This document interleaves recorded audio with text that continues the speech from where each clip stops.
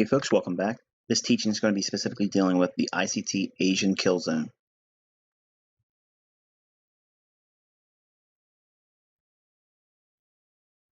Okay, the Asian Killzone.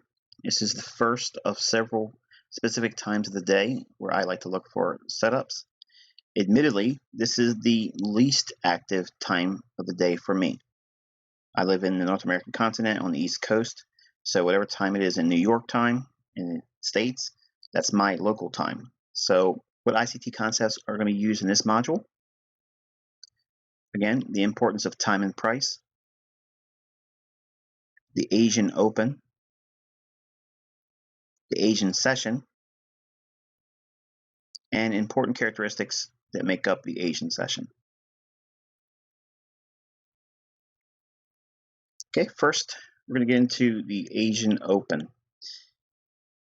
Now, this time of day, you're going to find that the Australian dollar, the New Zealand dollar, Japanese yen pairs are ideal for this time of day.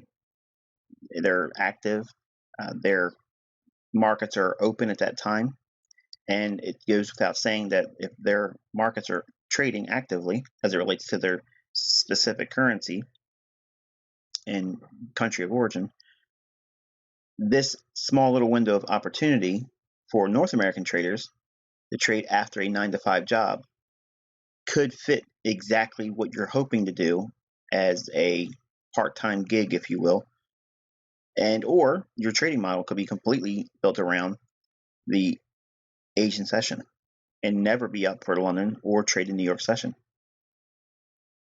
Now, the Asian Open can sometimes set up an optimal trade entry pattern that can offer 15 to 20 pips for a scalp.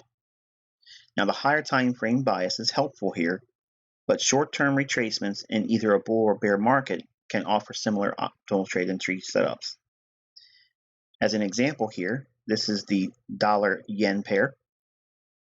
And again, I'm not trying to zoom in on these charts because the details are not important at this point. I'm just trying to build up an overview of the specifics about the Asian session that are important right now, the salient points, if you will. There's other details and a lot of details that go into this time frame, but you're going to find that if you are looking for trades in this time of day, these pairs, the Aussie, New Zealand dollar, and Japanese yen, tend to do very well.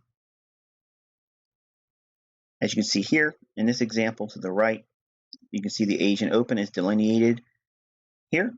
And if you look at Forex Ltd, that's the demo account I teach with, if you hit Control Y on a 15-minute time frame, that vertical line is going to be delineating what I refer to as the Asian Open. Now, it'll fluctuate back and forth relative to daylight savings time, but for the most part, I'm looking at a window of about 2 hours. So even though it may not start exactly at 7 o'clock or 8 o'clock in the States in the evening time, relative to the daylight savings time shift that takes place, if that shift is taking place in terms of time, like right now we are in daylight savings time at the time of this recording in December 2017. And when we leave this daylight savings time, it'll shift a little bit. But I use a 2-hour window, so it doesn't have a great impact at all. So what I look for is a move that originates or forms immediately after the Asian Open. Another example here, the New Zealand dollar, again, very similar. This one, you can see the optimal trade entry comes down with just one singular candle on a 15-minute time frame. Comes down, gets an optimal trade entry, runs equal highs in the previous day's range, and ultimately runs all the way up to the previous Friday's high. Now, this is all done during the Asian session prior to Frankfurt Open or London Open. Now we're going to talk about the Asian session. Now, the periods when the market is not willing to run in the Asian session. In other words, there's not going to be an optimal trade entry pattern. It will consolidate until midnight New York time. Now, the Asian trading session actually extends beyond the midnight hour of New York time, but I focus specifically in the realm of the Asian Open to midnight. So there's a range of several hours, okay, that I deem as the Asian session for my trading, even though it does trade past midnight New York time. The setup or the information that I glean from these hours prior to midnight are going to be covered in future tutorials and teachings, but there is a limitation because I go into greater detail in the mentorship, but you will get a plethora of insights using this specific range of time. But for now, the importance of the consolidation holds many clues to how the daily range will develop over the remainder of the 24-hour trading day. Now, these will be covered again in future lessons. But I want you to take a look at this example here, the euro dollar. Now, generally, this pair isn't very active during the Asian session. There are times when it is active and it creates a significant higher low, or it begins the daily range higher low in this delineation of time. For the most part, it tends not to do that. So when it's not doing that, we can view this Asian session as a consolidation that will, in future lessons, be very meaningful and significant in terms of our analysis. Much like the euro dollar, the pound dollar, again, generally is not very active in this time of day. So when it is not poised to make a significant higher low during the Asian session or start running off of an optimal trade entry during the Asian session, again, we would anticipate that particular time of day to be in a consolidation. And again, these consolidations will be very significant to us in future teachings.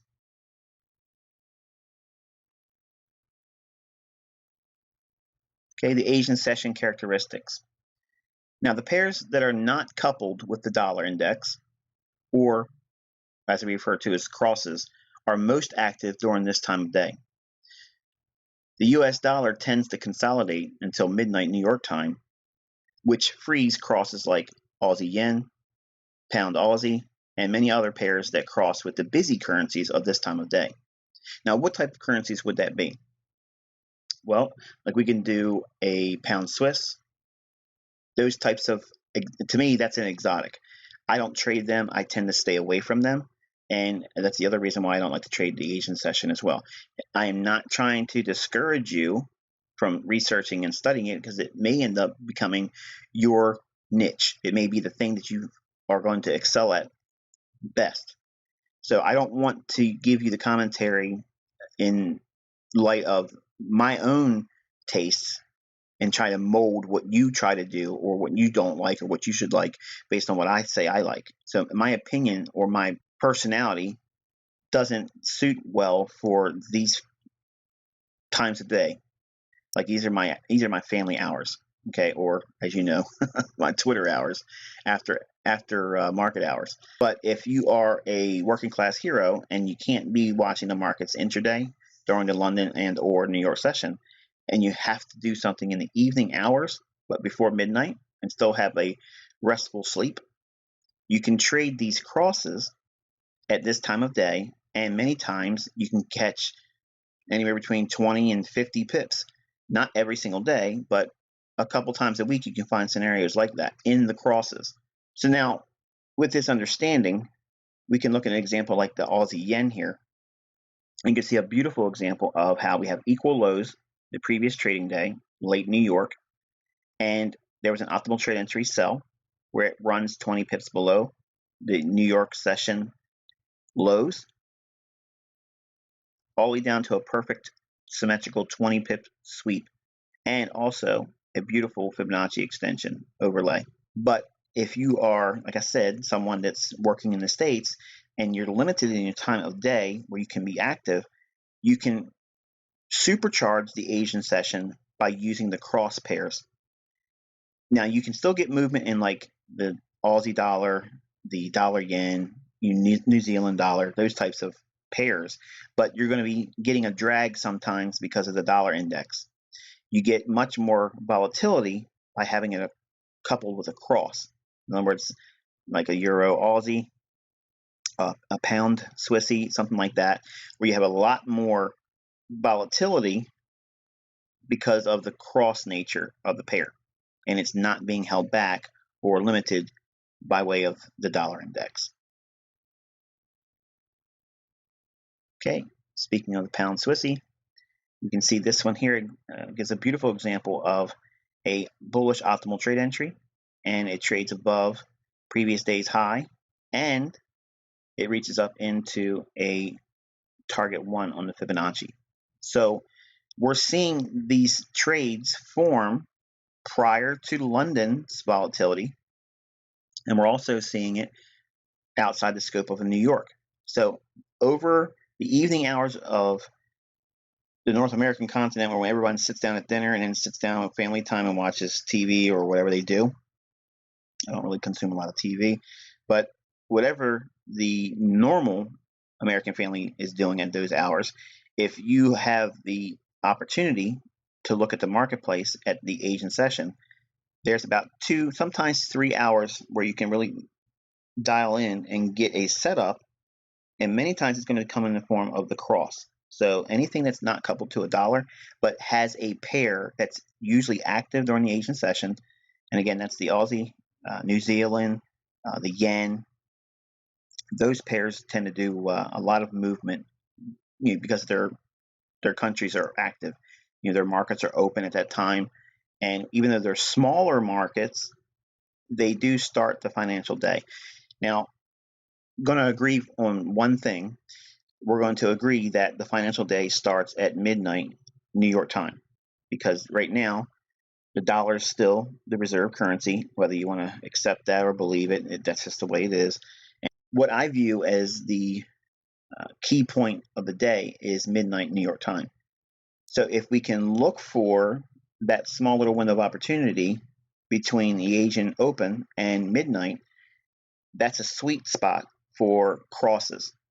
Now, there are times in the day, like in London or New York, where a cross can move, and that's going to be done by manipulation with the dollar. This time of day, the dollar is usually quiet, so we're not going to see a lot of manipulation by way of the dollar. So all the movement is going to be done by using the crosses.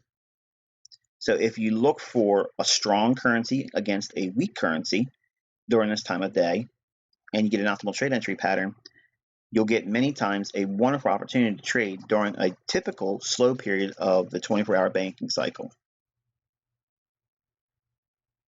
So hopefully you found this teaching insightful. If you want to find more information like this, you can find it at theinnercircletrader.com or my YouTube channel, Inner Circle Trader. Until next time, I wish you good luck and good trading.